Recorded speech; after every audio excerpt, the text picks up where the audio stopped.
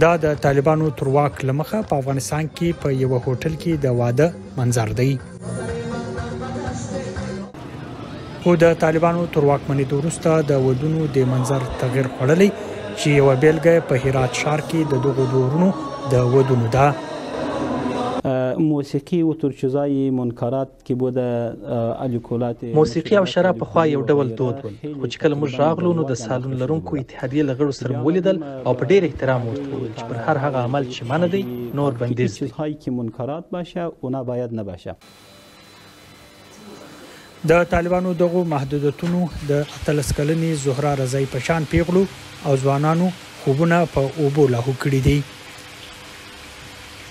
همین عروسی بزرگترین آرزوی یک دختره، یعنی بزرگترین شادی. واده د یوې جینۍ تر ټولو لوی خوب وي. دا د دې د ژوند تر ټولو لویه خوشحالي وي.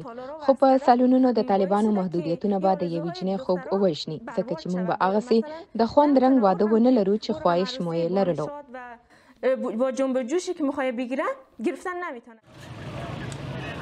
په 2000 لومړي کال کې د طالبانو د حکومت تر ړنګېدو وروسته په تیرو شاوخوا 2 لسیزو کې د کابل په ګډون د هیواد په لوی ښارونو کې د ودونو په سلګونه هوټلونه جوړ شوي چې پکې پراخه پانګونې شوي دي.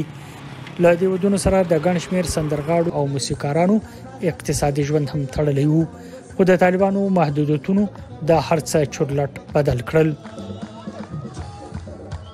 مشکلات بسیار داریم. موږ لوی ستونزې لرو. موږ پکې ډېرې پیسې بندي کړې دي، خو اوس بس ناست یو او هیڅ نه ګټو. موږ مجبور یو چې ځینې کارکوونکي وباسو.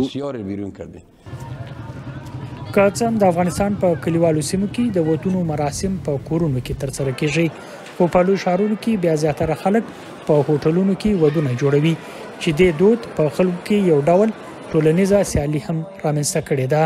پر دې ودونو ان ځینې خلک په زرګونه ډالر هم خرڅوي چې د کار د ځینو لپاره یو مشکل پیدا کړی دی. د پخوا په پرتله د ودونو لګښت کم شوی دی، ځکه چې اوس سالونونه هغسې ګران بیه نه دي. موږ یې ښایي لګښتونه پوره کړی شو.